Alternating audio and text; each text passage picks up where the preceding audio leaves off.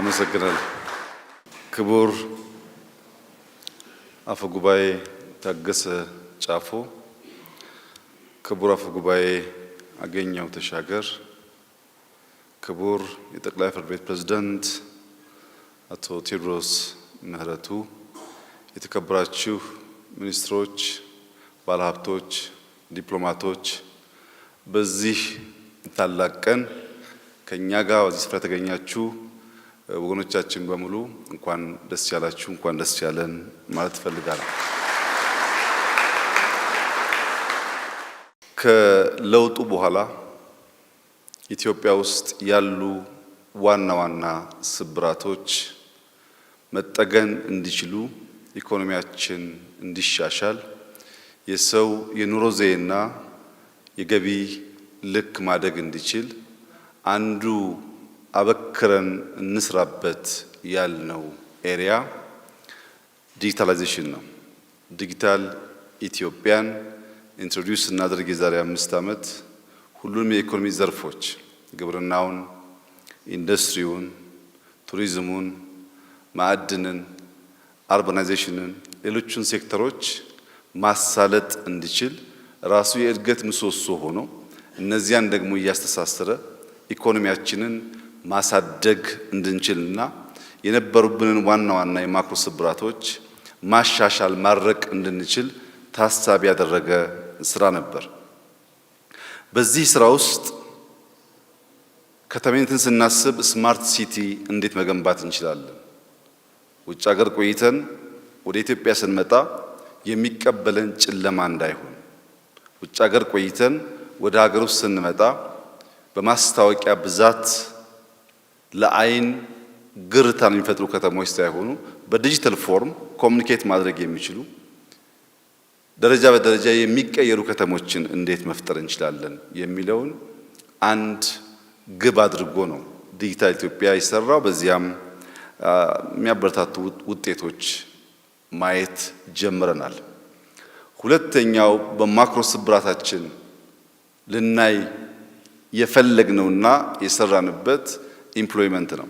በተለይም ቢፒኦን ከዚህ ሆነን በርቀት ቨርቹዋሊ የኛ ሰዎች ለውጭ ሀገር ስራ ተቀጥረው ገቢ የሚያገኙበትን መንገድ እንዴት መፍጠር እንችላለን? በዚህ ህንድ በብዙ ትታወቃለች። ኢትዮጵያ ወጣት የተማሩ ሰዎች ያላት ሀገር ብትሆንም ስራ የምንፈጥረው ወይም በሀገር ውስጥ ነው ወይም በስደት ነው። ያ እንዳይሆን ቢፒኦ ላይ የጀመርነው ጥረት ባለፉት 6 ወራት ብቻ 35,000 ወጣት ኢትዮጵያውያን ከ2,000 እና ከዚያ በላይ ዶላር ደሞዝ እያገኙ ኢትዮጵያ ውስጥ ሆነው ለአውሮፓ ለተለያዩ ኩባንያዎች ማገልገል ጀምረዋል። በዚያ ረገድ የነበረንን ስብራት ለመጠገን ዲጂታል ኢትዮጵያ ከፍተኛውን ድርሻ ተወጥቷል። ከኮሙኒኬሽን አንጻር የወሰድን እንደሆነ በለውጡ ማግስት በኢትዮጵያ ውስጥ ሞባይል የሚጠቀሙ ሰዎች ሞባይል ሰብስክራይበርስ 37 ሚሊዮን ሰዎች ነበሩ። ያ መለወጥ መቀየር አለበት ብለን በሰራነው ስራ ዛሬ 80.5 ሚሊዮን ሰዎች ከኢትዮ ቴሌኮም ብቻ የሞባይል ተጠቃሚ ናቸው። ተጠቃሚ ብቻ ሳይሆኑ እንደ ጂኤስኤም ሪፖርት መሰረት ኢትዮጵያ በአፍሪካ የመጀመሪያው ትልቁ ቴሌኮም ሆኖ ተመዝግቧል። ኢትዮ ቴሌኮም ይሄን ለውጥ ማምጣት የቻልነው ባለፉት 5-6 ዓመታት በሰራነው ዲጂታልን የመድፈር የመለማመድ ስራ ነው። ከዚያ በተጨማሪ ሞባይል መኒን የዛሬ 3 ዓመት ገደማ ለማስተዋወቅ ሙከራ ሲደረግ በዚህ ሙያ ዙሪያ ዕውቀት አለን፣ ግንዛቤ አለን የሚሉ ሰዎች ኢትዮጵያ ለዚህ በቅታለች ወይ? ሞባይል መኒን መዳፈር ተገቢ ነው ወይ? የሚሉ በርካታ እግር ጎታች ምክሮች ነበሩ።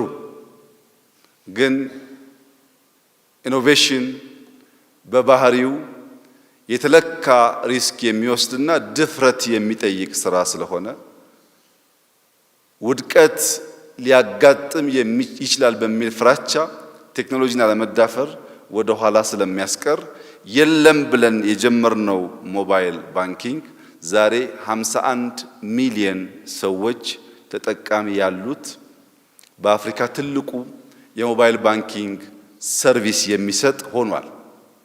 እነዚህ በልዩ ልዩ የሥራ ዘርፍ ቴክኖሎጂው እየነካካቸውና ውጤት እያመጣባቸው ያሉ ዘርፎች የፋይናንሻል ማርኬቱን መንካት አለባቸው።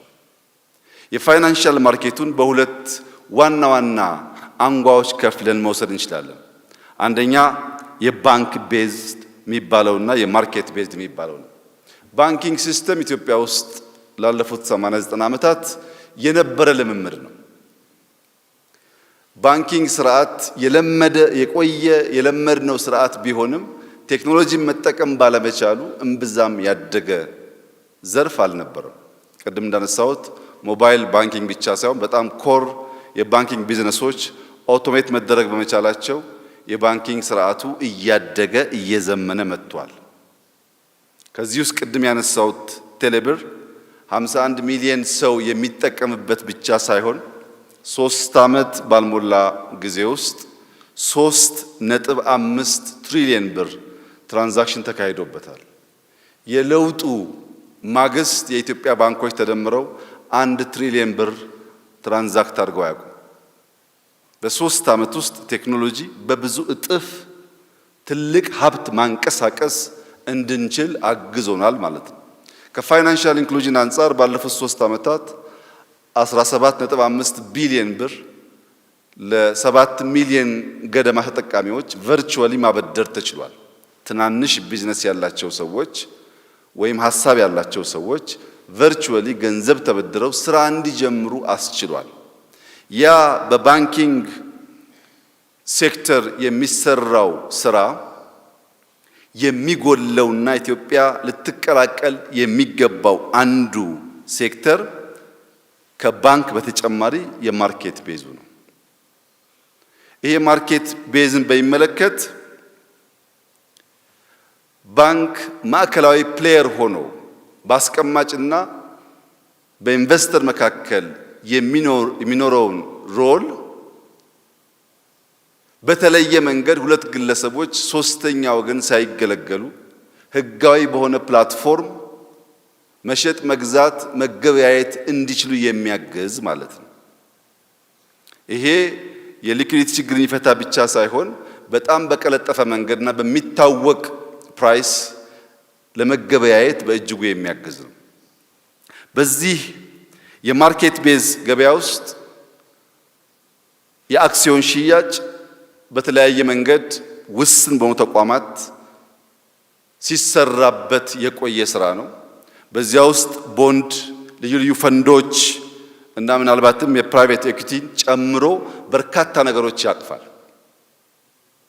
እነዚህ የሚያቅፋቸው ነገሮች በህግ በተወሰነ ፕላትፎርም ውስጥ ዜጎች መገበያየት ሲችሉ በገንዘብ እጥረት ምክንያት ሀሳብ እያላቸው ስራ መስራት የሚቸገሩ ወጣቶች በከፍተኛ ደረጃ የገንዘብ ምንጭ እንዲያገኙ ያደርጋቸዋል። ባንክ እንደምታውቁት በቂ የሆነ ኮላትራል ማስያዝ የማይችሉ ሰዎች ብድር መበደር ይቸገራሉ። በተለይም ሀሳብ እያላቸው የሚያዝ ነገር የሌላቸው ግለሰቦች ይቸገራሉ። ያን ችግር ለመፍታት በከፍተኛ ደረጃ የሚያግዝ አዲስ ጅማሮ ነው። ኢትዮጵያ ውስጥ የካፒታል ማርኬት መጀመር ጊዜው ነው ወይ የሚል የተቃርኖ ድምጽ ይሰማል። ሁለት ነገር ከግምት ማስገባት ጠቃሚ ይመስለኛል። የኢትዮጵያ ኢኮኖሚ ማለት በአፍሪካ ትልቁን አየር መንገድ የሚያንቀሳቅስ ኢኮኖሚ ማለት ነው። የኢትዮጵያ ኢኮኖሚ ማለት በአፍሪካ ትልቁን ቴሌኮም የሚያንቀሳቅስ ኢኮኖሚ ማለት ነው። የኢትዮጵያ ኢኮኖሚ ማለት በአፍሪካ የመጀመሪያውን የሃይድሮ ፓወር ግድብ የገነባ ኢኮኖሚ ማለት ነው። እነዚህን አይነት ኩባንያዎች መጥራት የማይችሉ ሀገራት እንኳን የካፒታል ማርኬት አላቸው። ኢትዮጵያውያን ብዙ ጊዜ ሲጀመር አይገባንም፣ ልካችን አይደለም፣ ካለፈ በኋላ ደግሞ የት ከርመን ነው ያመለጠን የሚል ባህሪ እና ባህል ያለን ስለሆነ እንጂ የካፒታል ማርኬት የዛሬ 50-60 ዓመት ኢትዮጵያ ውስጥ በውስን ደረጃ ተጀምሮ የነበረው ይበልጥ ማደግ መስፋት የነበረበትና በእጅጉ ኋላ የቀረንበት እንጂ ዛሬ መጀመራችን ፈጠናችሁ የሚያስብል አይደለም። አርቲፊሻል ኢንተለጀንስ ኢትዮጵያ ውስጥ ስንጀምር ተመሳሳይ ክሶችና ድምጾች ተሰምተዋል። ዛሬ ካለንም ጥርጥር በአፍሪካ በጣም ትልቁ ሴንተር ኢትዮጵያ አላት። የአርቲፊሻል ኢንተለጀንስ በአፍሪካ ብቻ ሳይሆን በዓለም ላይ ሰፋፊ እድሎችና ስጋቶች እያመጣ ባለበት በዚህ ጊዜ ውስጥ እኛ ገና ጊዜያችን ስላልደረሰ መቆየት አለብን የሚል በበታችነት ስሜት የታጠረ ለማደግ ጉጉት የማይታይበት እሳቤ አስሮ እንዳያስቀረን በዚህ ረገድ ያላችሁ ሙያተኞች የማስተማር ደፍሮ የማስጀመርና ሌላ ኢትዮጵያ አየር መንገድ፣ ሌላ ኢትዮ ቴሌኮም፣ ሌላ አርቲፊሻል ኢንተለጀንስ፣ ሌላ የሃይድሮ ፓወር ግድብ አይነት ስም ያለው ተቋም እንደምታደርጉት መንግስት ከፍተኛ እምነት አለው። ይህን የምናምነው ዝም ብለን ሳይሆን ከዚህ ቀደም ኢትዮጵያ አራሾች፣ ቀዳሾች እንዲሁም ቀያሾች እና ተኳሾች ነበራት። እነዚህን ሳትተው አሁን ደግሞ የሚደፍሩ ኢንተርፕረነርስ አስፈላጊ በሆነ ቦታ ዲስረፕቲቭ የሆነ ነገር ስራ እየሰሩ ለትውልድ ለውጥ የሚያመጡ ሰዎች ያስፈልጓታል። በእነዚህ መመካት ተገቢ ሆኖ በእነዚህ እየተመካን እየለመን መኖር ደግሞ ለልጆቻችን ልናወርስ የምንፈልገው ነገር ስላልሆነ በከፍተኛ ቅናት ስሜትና በድፍረት መሞከር ይኖርብናል። ብዙ የተናቁ ሀገራት ይህንን ሰርተው ማየት ስለቻል። ሁለተኛ ታሳቢ መደረግ ያለበት ነገር የኛ ሙያተኞች የአንዳንድ ሀገር ልምድ በብዛት ስናነብ ወይም ስናቅ የዚያን ሀገር ዕውቀት እንዳለ ስለምናመጣ በትክክል ነገርየውን ተምረን የተሻለ ውጤት ለማምጣት እንቸገራለን። የካፒታል ማርኬትን በሚመለከት ከወደ አሜሪካ የሚጻፉ ጽሁፎች፣ የሚነገሩ ንግግሮች እና ከወደ ጀርመን የሚነገሩ ንግግሮች አንድና ያው አይደሉም። ሁለቱን ባላንስ አድርጎ ማየት ያስፈልጋል። በዚህ ማርኬት ውስጥ የባንክን ሚና አጉልተው 70-80% የሚጠቀሙ ሀገራት አሉ። የካፒታል ማርኬትን ደግሞ በዚሁ 70-60% ሼር እንዲኖሩ የሚያደርጉ ሀገራት አሉ። ኢትዮጵያ ከአንደኛው ወገን ብቻ ከተማረች በሁለቱም መጠቀም የሚገባትን ነገር ስለሚያሳጣት በባንክ ስርዓት ውስጥ የነበረው ስራ ገና ማደግ ያለበት፣ ገና መዘመን ያለበት፣ ገና መላቅ ያለበት ስለሆነ ካፒታል ማርኬት የባንክን ስርዓት አይተካም። ካፒታል ማርኬት የባንክ ክፍተቶችን ይሞላል። የካፒታል ማርኬት እድገት ቢኖረውና በጣም በርካታ ሀብት ማንቀሳቀስ ቢችል ያ ሁሉ ሀብት የሚንቀሳቀሰው በባንክ ስርዓቱ ስለሆነ ባንኮችንም ያሳድጋል ማለት ነው። ተደጋግፎ የሚያድጉ ነገሮች እንጂ የሚተካኩ ስላልሆኑ አልፎ አልፎ የሚታዩ ስጋቶች ከወዲሁ ትምህርት ቢወሰድባቸው መልካም ነው። ከካፒታል ማርኬት አንጻር ብዙ ስጋት ሊገባቸው አያስፈልግም። መንግስት በጣም ትላልቅ ኩባንያዎች አሉት። በአፍሪካ ቀደም እንዳነሳሁት ያሉት ትላልቅ ኩባንያዎች በዚህ ስርዓት ውስጥ የሚመዘገቡና የህዝብ ሀብት ህዝብ የሚሸጥ የሚገዛባቸው ትራንዛክት የሚያደርግባቸው ኩባንያዎች ስለሚሆኑ የኢትዮጵያ ኢንቨስተሮች አዳዲስ ኢንቨስተሮች ወጣቶች ሪስክ ለመውሰድ የማይፈሩ ደፋሮች ስለሆኑ በአጭር ጊዜ ውስጥ ስመጥር ኩባንያ እንደምትሆኑ ምንም ጥርጥር የለውም። ያ ውድቀት እንዳያጋጥም ነው ላለፉት 2 ዓመት ተኩል ገደማ ሰፋፊ ጥናቶች፣ የህግ ማውጣት ሂደቶች፣ ተጨማሪ ተቋም ማጠናከርና ሂውመን ካፒታል ማጠናከር ያስፈለገበት ምክንያት ብዙ አስልተን አስበን እንድንጀምር ከጀመር ደግሞ ፌል እንዳናደርግ ከነበረን ፍላጎት ነው። የኢኮኖሚክ ሪፎርሙም አሁን እየታየ ያለው ውጤት የመጣው በዚሁ መንገድ ነውና ስጋት ሳይገባን በቁጭት መንፈስ ልንሰራ ይገባል። ያ ቁጭት በአባቶቻችን የታየ አሁን በእኛም የሚደገም ወደ ልጆቻችን የሚሸጋገር መሆን የለበትም።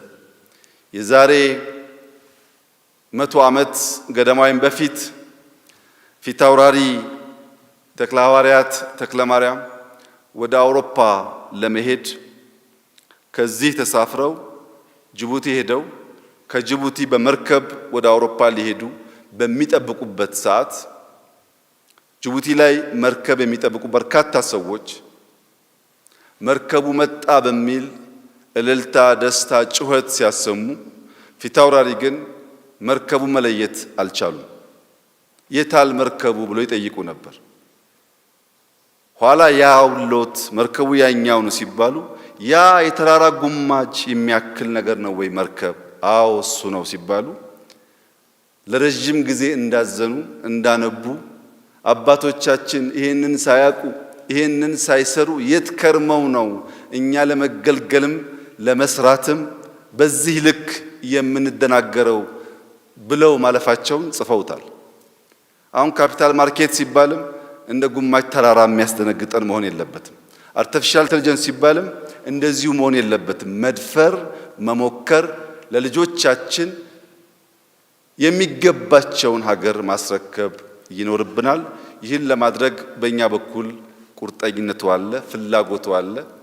ለቢዝነስ ሰዎች ላረጋግጥላችሁ የምፈልገው በቴሌኮም እንዳሳካ ነው፣ በህዳሴ እንዳሳካ ነው፣ አየር መንገዳችን ላይ እንዳሳካ ነው፣ በብዙ ስራዎቻችን ላይ ተሳክቶ እንዳየነው ካፒታል ማርኬት ይሳካል። እንዳያመልጣችሁ፣ ተሽቀዳድማችሁ ጀምሩት። አመሰግናለሁ። ኢትዮጵያ በይፋ የካፒታል ገበያዋን ጀምራለች።